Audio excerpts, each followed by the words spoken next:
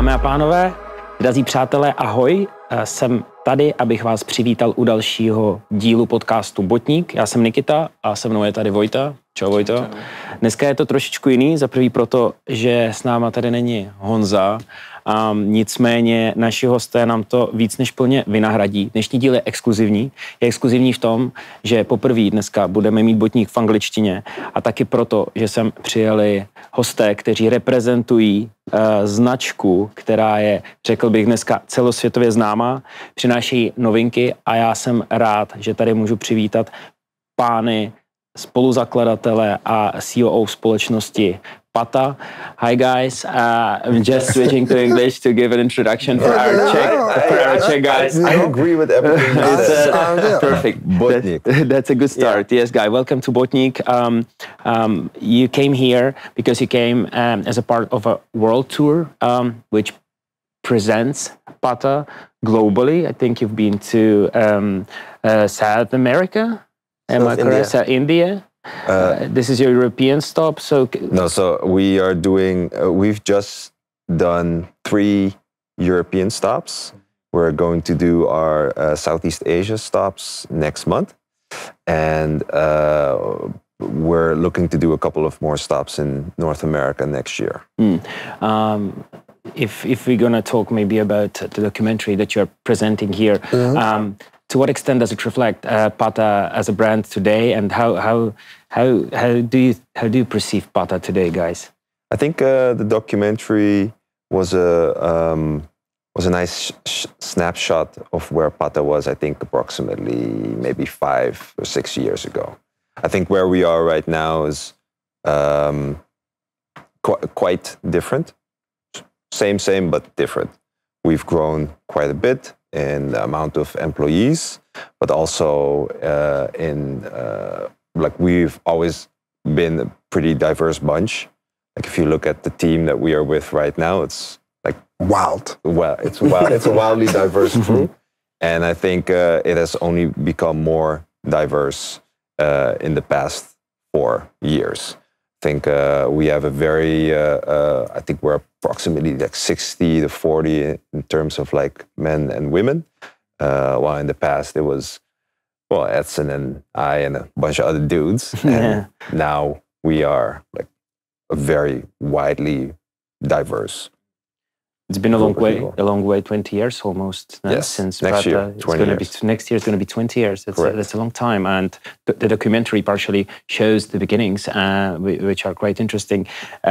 Edson, maybe if you could expand on how it started and what those important moments for you then. And if you could just like kind of explain the beginnings, because there was no internet and stuff. So how did you get this stuff? You know, I don't know when is this gonna send out this podcast. In about a week. A week. So we are talking.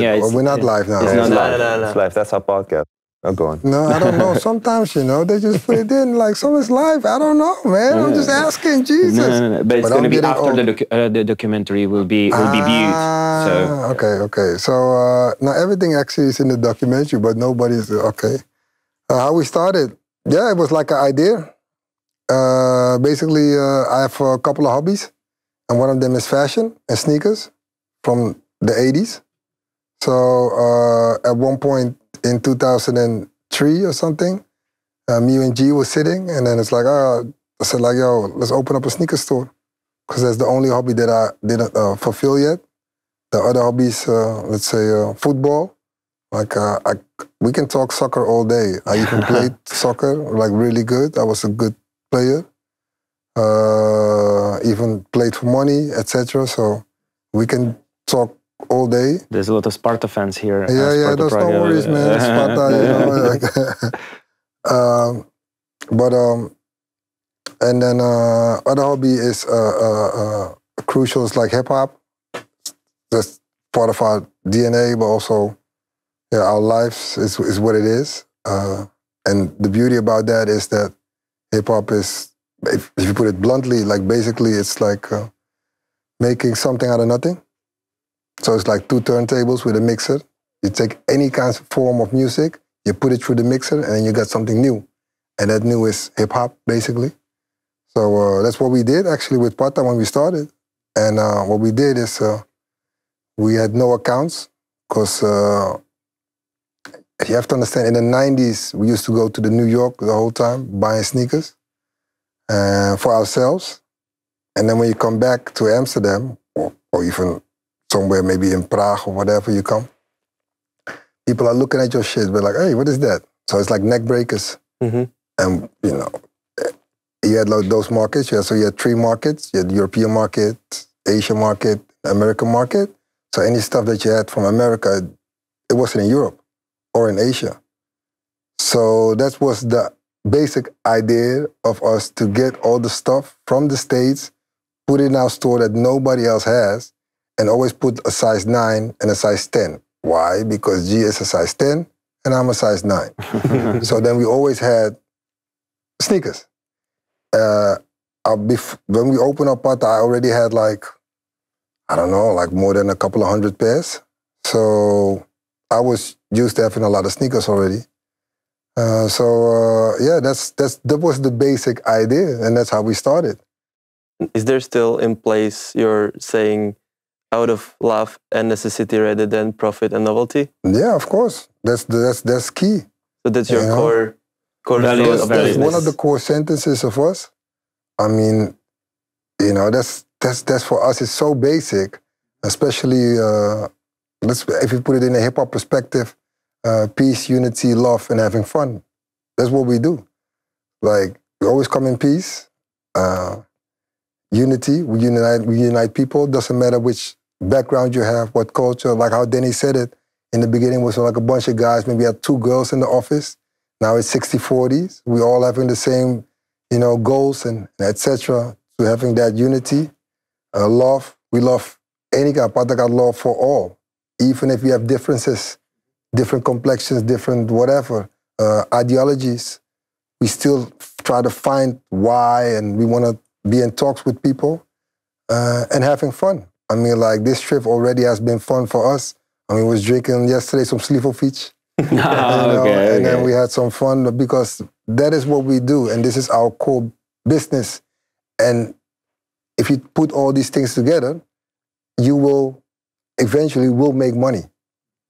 And that's, you know, and of course the money needs to be to get the fire going, etc. But if it's not fun anymore, we quit the whole fucking thing. Good.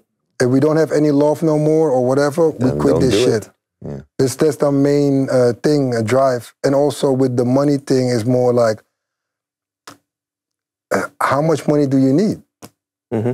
You know, you can have like a couple, like let's say 1 million is good, 10 million is maybe too much for you. But it would be great if everybody had 1 million. You know what I'm saying? Yeah. Yeah. So that's the whole thing. Before we go and talk about your collabos, because there were plenty and they are great. What was the moment maybe you guys realized, okay, this is going to be a business. This is going to be the thing. This works. People acknowledge us. We are international. Do you have this like moment or moments that you can remember? For us, was like when we started already. So the first time we opened up the door, we already knew that we're gonna be big. Because if we're not gonna open up or not gonna or want to do this, then you have to be the vision and the idea. We're gonna be like the biggest. So you had this since day one. You had this in mind where you want to be in 5-7 years. I quit school because because I knew. So invested. Like for me, when I started, I was 20 or 21. This is now 15 years ago. It's been a while, the longest time. But yeah, it's an anniversary. But I already knew. Like I was studying at the time, and I knew my study was going to be my plan B. Because I knew if I do this, if we keep doing what we're doing, if I understand exactly what Edson and G and the rest of the team have in mind with what we want to do, I'm pretty sure I can make a living out of this. My mom thought I was crazy. So did my dad. But my mom doesn't think I'm crazy now. Yeah. Like, how did you look at the Patta before you joined the team? Like when you told the story? It was the hub. Like the Patta store at the time was, you could go there and you could literally see like football stars or like hip hop stars in the store. There would always be music playing. There would always be people laughing. louder than the music was playing. You could always, find stuff that you would never see anywhere else. That's how I experienced my interest into sneakers for the first time. Is that I had to find the Patta store. I saw rumors online of this store in Amsterdam. I would go there. I would try to find something that I saw online, but they didn't have, and then I walk away with something else. And that hunt, I think, it's not really something that a lot of people, experience in the same way. But we try to do that with our retail, our retail stores. So. When we go to collabos, guys, I would like to divide it into maybe two separate topics. There are collaborations and there are Nike collaborations, so to say. Patta and Nike collaborations, they are the most known, for example, amongst the Czech customers. When we go back into history, and you remember your first collab, how did you manage to actually get it running, and what needed to be done in order to make it happen? Was it natural? Are you talking about the Nike collaborations or the first Nike collaboration? Oh, the first Nike collaboration. 2009. That was a funny ass story. Because we had no account when we started talking, and there was the homegrown was there first, the 90s. So it was with a website from Holland, hip hop website called State Magazine. And they wanted to make something Nike with them, with the cork sole, etc. And they had a green one and an orange one. And we was also helping with them. So Gee was helping them with the collab with a couple of rappers, etc. But State, which was a part of this label from Holland called Top Notch, they wanted to sell it at Patta to make it an official thing. But Nike said they don't have a account, so we cannot do that. Blah, blah, blah, blah, blah, blah. Okay, then fast forward, at one point in a year later or something, we was making a lot of noise on the internet, etc. And then Nike was saying oh, fuck, man, we need to do something about this. We did already the A6, etc. So, and we made a lot of noise. So, we putting Amsterdam on the map, basically. As far as streetwear and culture, hip-hop, etc. So, they were like, fuck, we're going to create something. So they created the T0. So our guy that was wanted to sell Patta, but I was really close with him. He's like, you need to come with me to Paris. So we went to Paris together. And we were sitting there. And it was like a meeting. And so they said oh, we're introducing this new thing. It's called T0, 20 shops in the world, blah, blah, blah, blah, blah. And then I said okay, that's cool, but we still want to import stuff. We still want to do our stuff, because if we're going to, buy the same stuff that everybody else has, you're going to be a regular store. Because we didn't have that at that point. We didn't have clothing lines. We didn't have the running team yet, etc. So they're like, man, fuck it, do whatever you want to do. And that's what we got. The first time we got close with Nike as a partnership. And then you have to understand also, in their board, you have many subdivisions in their board. So it's really big. So, but they don't talk with each other. They envy each other. They want to get each other's job. It's just a thing. It's it's a conglomerate, a huge conglomerate. It's corporate. So we was talking about a collabo with this one dude, and he was promised us 6 pairs at once. 6 pairs Air Max 1 at once. 4 came out. So remember, chlorophyll, exactly. It was 4. But actually was 6 pairs, 2 more. But the guy was controlling all the T0 stuff. He found out. And he came back to us saying no, you cannot do that. You only can do 2. And we were saying, your guy said, we had 6.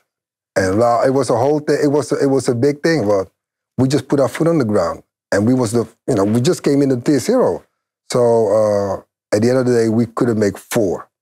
So that's why the other twos are like similar. The one is, let's say, the Gucci colorway, the blue one. There's another one that looks similar. It's with red and brown. And then there's the purple denim and chlorophyll. No, the purple denim, there was one pack. So purple denim, chlorophyll was one pack.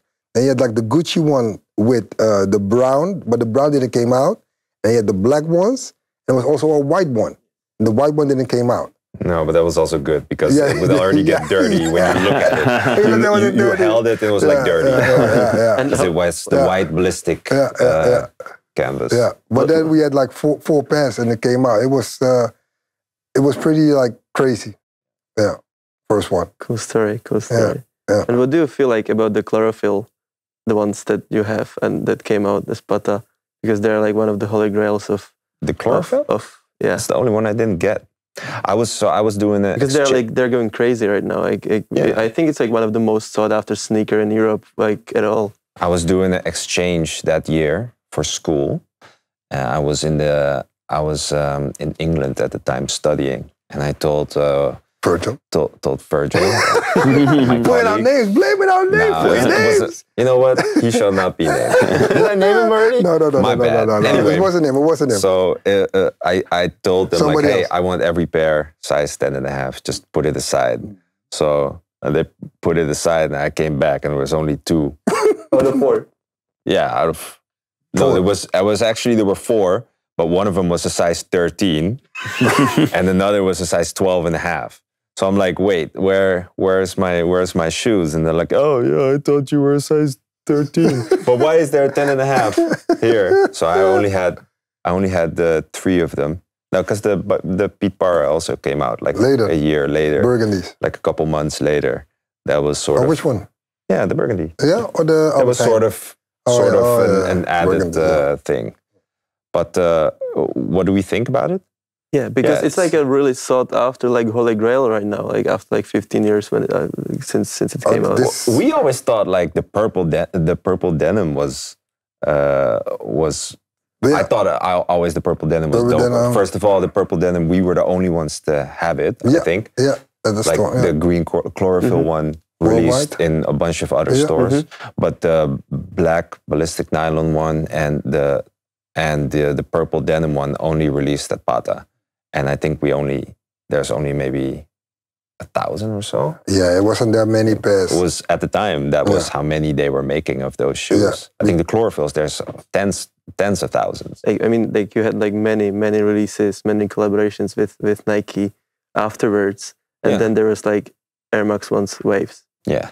How did you accomplish to kind of persuade Nike to change the look of the mudguard, the shape of the mudguard? Because they usually... It was a collaboration. So you have to understand now that we now with Nike, since the meeting that we had with the T0, what we had in Paris, up till like 4 years ago, we are always in contact. We was always talking and we always sharing stuff. And I'm not talking about that we was only talking with Nike in Hilversum. No, we actually... Nike in Portland, we're sitting on the tables with them. So it's really interesting, stuff like that. With the waves... I think both parties wanted to do it. It wasn't, we didn't have to convince anybody. Right. Nice. Because the waves was symbolic for the way that we are as people. We just come in waves. So it's like telling stories, but also see how our story goes further through life, basically. And what better symbol to put it that way as a wave. So, and then also what we have accomplished as a Black independent company in the world, because most companies are, funded with investors, etc. Nobody else did it. So, or doing it, let me put it that way. So at one point, we was like, all right, let's do the wave. And then this time, it was, how many pairs? 6 pairs. 6 pairs. But we released 4 initially, and then we released 2 more later. It was a fun project. It was a lot of, like the entire company worked on this. I have to say that it was like well executed because everybody loved it, especially inside of the company. And the good part is that we finally had like a new contract with Nike, so that means it was the bigger budget. So the bigger budget, we finally could hire, let's say, Steve McQueen to do the stuff. So you have to understand Steve McQueen, he lives in the Netherlands. His kids are going to the same school as Gee's kids. Yeah. My business partner and friend, Gee. So his kids are going to the same school. And it was always talking about like, yo, if I can do something for you, you know, you should give me a call. But at the moment, you cannot pay me, so you cannot call me. So as soon as we had the budget, first thing with Gee was like, yo, my dude, let's make it happen. Let's do it. And yeah, it was so beautiful to actually to tell the story about us through a movie, through a film, and all the people that are in the movie are actually friends and family of us in the whole thing. Or we just became friends and family during that period. So it's beautiful, of course, the wave, and it you know actually went worldwide. Like you know, for the wave, like it's just it was crazy. Current trends. Yeah, current trends. When we talk to our guests, we ask them about whether they follow recent collabs. What is their favorite collab? What is their favorite sneaker release so far? Maybe in 2023. Do you follow what's happening around you? Not really, but I think I saw this. Did you see this? The Air Force One, the West Indies. Yeah. Which one? Orange one? Yeah, they made an orange one. Orange one? They made? I really like that one. You made an orange one? Yeah, because so. Not the yellow? Yeah, was it yellow? It's yellow orange. Yeah, no, it's yellow. Yellow orange. Yeah, it's yellow. Oh, I've only seen the product shots. I'm like, orange? No, I was on the sneakers app. I thought it was orange. It's orange? Yeah, well, maybe orange. I don't it's know. like a yellow orange. But the yellow one I like. Yeah, so first one, West Indies. Yeah, so the West Indies was one of the shoes that when I first started getting into sneakers, it was one of the shoes that I really, really wanted. And I could only, there was a website at the time called pickyourshoes.com. And at the time, it's like you have to steal your mother's credit card to order shoes on that website. And I was like, I'm not going to do that. I'm way too much of a good boy. So I'm going to go to all the sneaker stores in Amsterdam to see if I can find it. I went to Patta, they didn't have it. So I shelved that idea for like 4 or 5 years. And then in 2008, when I started work, I was just telling the story to Peter, is that I started working in January, I think. And in February, I used to work on Sundays with Edson. And we would just, used to not be that busy, so we would have snacks and we would play music and watch TV, play movies on the TV, and we would just talk shit. And then Edson at some point said, like, we have this collaboration with A-Life and with Rockwell, now called by Para. I want to close the store for a weekend, long weekend. We all go to New York for the release party. So at the time, I had never been to New York. And that summer, we closed the store, went to New York, and one of our colleagues, he's an AC Milan fan, and I'm a Manchester United fan. At the time, we were playing Champions League, and we made a bet. He said, like, if you win, if Manchester United wins, I'll take you out for dinner in New York, and you'll roll with me for a day. Or if AC Milan wins, you got to pay for dinner. I'm like, I better fucking win because I'm 21 and I'm broke. So this better be a good match. Eventually, Manchester United won. Also won the Champions League that year, so it was great. And he took me out for dinner, and we went to Flight Club that day, and I met Chris Fidel. The old Flight Club, right? Yeah, old Flight Club old near was it the park? Yeah, where the two towers were. Yeah. And I met Chris Fidel, who was a close friend of Max's. Yeah. And I walked into the store, and I'm like looking at, and I see the West Indies. I'm like, this is the shoe that I've been wanting to buy for the past 5 years, but I never dared to order it online because online shopping at the time was not that trustworthy.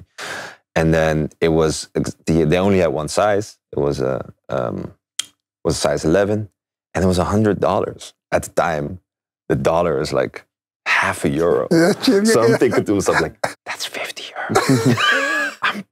I'm so lucky. So I said, like, I need this shoe. And he's like, sure, you get my discount. $70. What? So I'm like, sure. It's your best buy, basically. It was, Yeah. So you still have those, I still have those. Those are the green ones. Yeah, they're beat to shit. So you're gonna get a new one. I'm like, but I have a baby now, so I can't just spend money on shoes like Edson does, you know. So I was looking at the yellow orange one, and I think you'll see. It's a good one. it's really good. I might just buy that Just one. get them. That's the shoe that I think the past year really caught my eye. Not a lot of other stuff that made me feel warm and fuzzy inside. What did you see, Edson? Those attacks, those Mac attacks. Those are That's my shit. The gray one you have. I have a gray one and I have the red and white, and I'm still gonna want to buy the black and white. But I love those shoes. They're fucking comfortable. It's my shit. Edson's really into tennis nowadays, so he's gonna get these. So you're not being influenced by like the running silhouettes that much, because there's like V2K versus Nike Mac Attacks. Yeah, kind of vibe now. Yeah, but that's a vibe for now. I'm 51 years old. I just want to have comfortable, dope ass shoes. Look at it. If I like it, I just buy it. So those Mac Attacks, I just had them like the John McEnroes, but I just saw like some Air Riffs. I was like, what the fuck? So I just bought like, a pair, but they were only going for women's sizes all of a sudden. Luckily, some website I found, they had 10.5s women's, that means 42.5. That's the biggest. So that's so that's like, I got a 9. So I'm good with that. So I bought only one pair. Aren't you wearing a 9.5 now? No, 9s. Only 9s. I thought you were wearing more comfortable, bigger size. No. My foot is fucked up. I just keep them fucked up. I'm going to die anyway. I just keep them like that.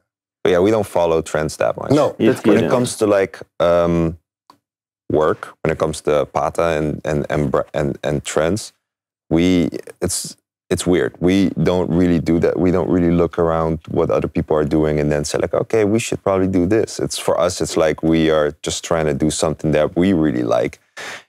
And then usually, or sometimes it's something that is going to be a trend when it actually releases. Because we work, our collection, for example, we design it now and then it comes out in a year. So when it comes to the trends, our design team has to think what they think will be a good color next year. Which is, it's not easy. You need to have your finger on the pulse. You need to look into the future somehow. Because from our taste perspectives, it has happened very often that we bought in something that we thought like, oh, that's pretty cool. And then we were way too early. But, for example, you caught the trend with the cycling, Rafa Patta collab and something like that. Very odd timing. Because we've been working on that for like a year. Yeah. But it's a trend now. Yeah, cycling, running in the street. But Rafa itself has been...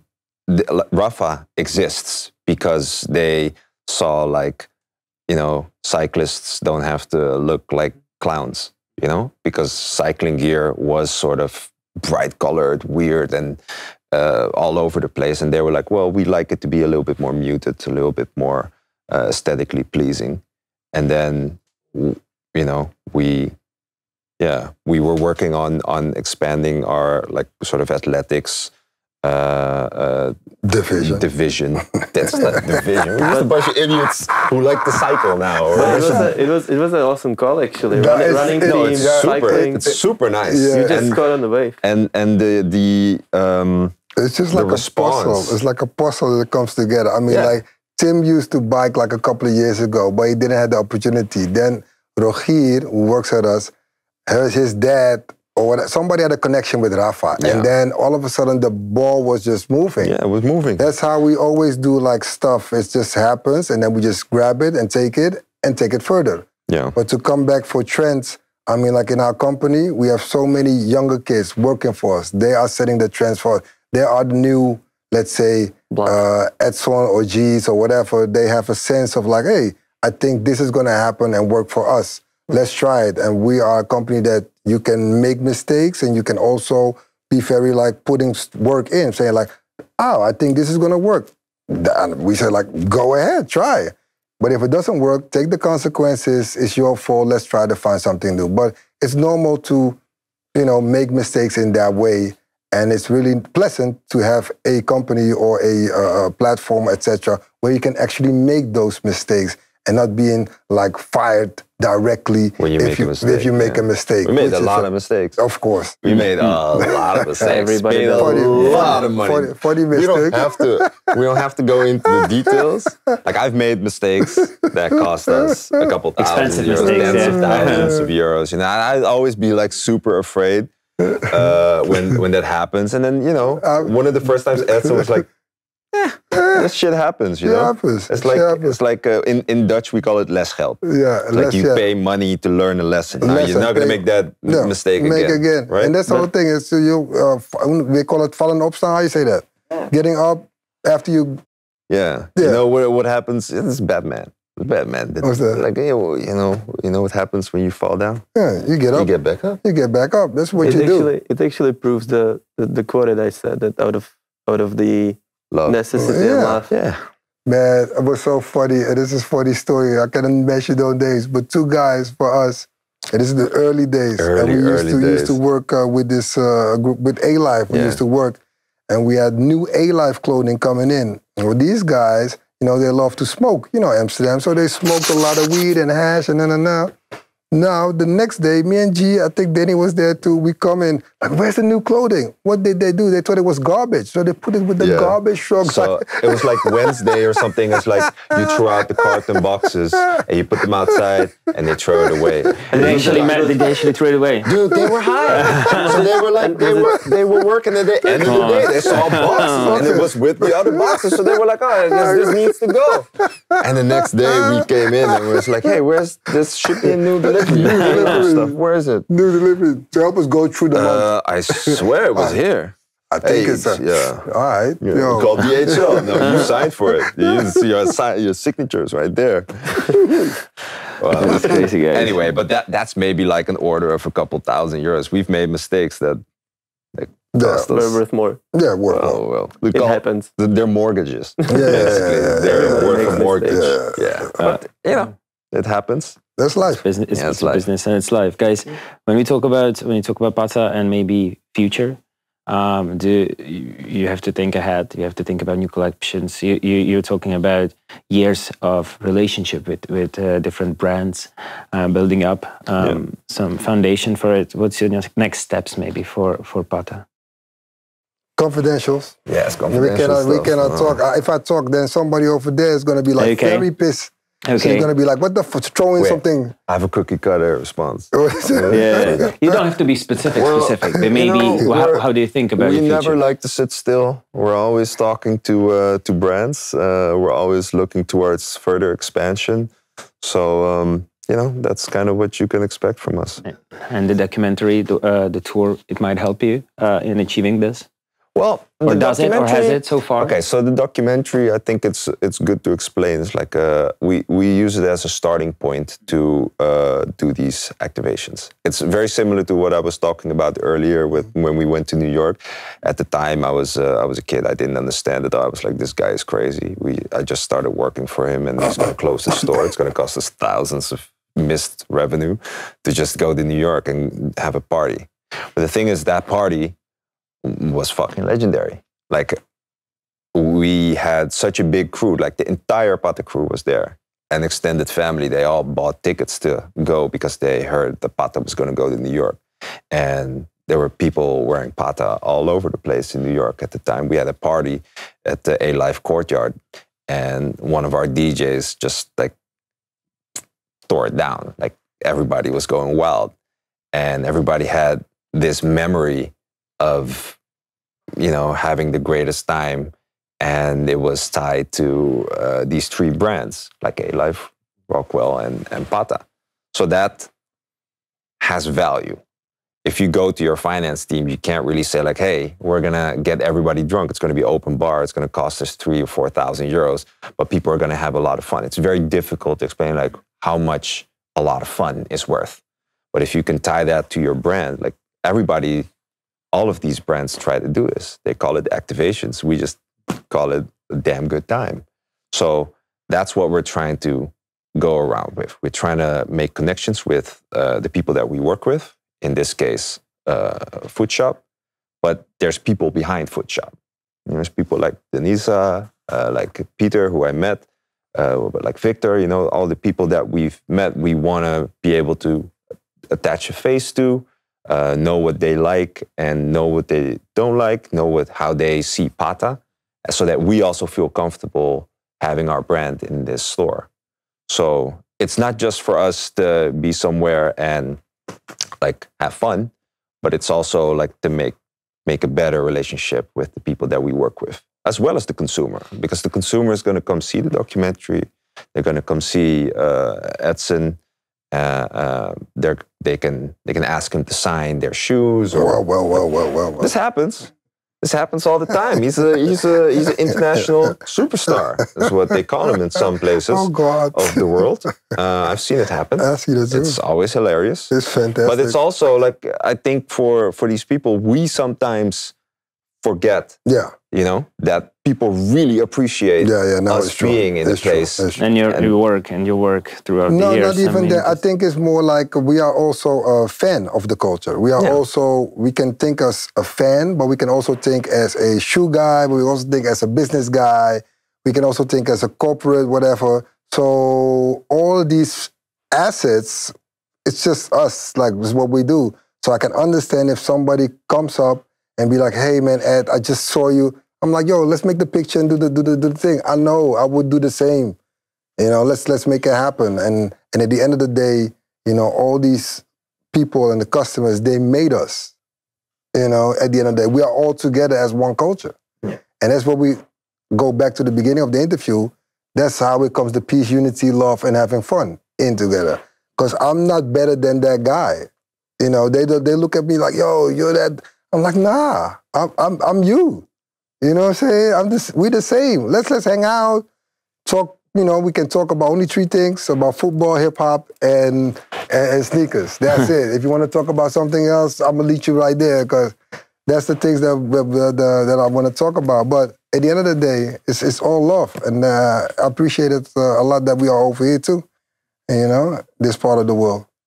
Well, guys, thank you very much. Thank you for joining us today. Thanks for coming to the Czech Republic. I hope you're going to enjoy your stay, enjoy tonight's party after the documentary, and wish you a lot of energy, the same that you are having so far, and a lot of success. Thanks. No, we're very happy to be here, Nikita. Prague is, first of all, Prague is beautiful. The people from Footshop have been very welcoming. Everybody's very nice. And the food is really good. The food is amazing. We ate some fried cheese. Yes, just the Czech stuff. Yeah, Czech stuff. Drank a couple beers. Slivovica. Tonight, I'm waiting on the homemade. So anybody that's watching this podcast, when you have homemade stuff, send it to Footshop. They send it to me. Yeah, exactly. I need to have this shit. Everybody watching this podcast. Yes, watching, right? Are people watching this podcast? Yeah, man, a lot. How many watching this? Thousands? Couple of thousands. The fucking thousands? All these 1,000 people. If you have the best, let's make a competition. The best sleep-full feet, and then we can make something happening. There is competition actually in Czech Republic. When? I don't know when, but I'm gonna let you know. Find out. The person who makes the best Slivovic, the Slivovic that manages to kill Edson gets to write whatever's on his gravestone. That's what's up. Whatever, man. Let's make it happen. You heard it here. Exactly. You can write whatever you want on his gravestone. Wow. Thanks, guys. Thanks again for joining us. Thank you, guys. It was awesome to talk to you. Thank you, man. No, thank you, guys. Thank you. Dámy a pánové, díky moc, díky, že jste dorazili, sledujte Botník na E15.cz, Footshop.cz, Botník, na sociálních sítích. Sledujte nás, mějte se krásně. Čau. Čau. Děkuji. Díky. Díky.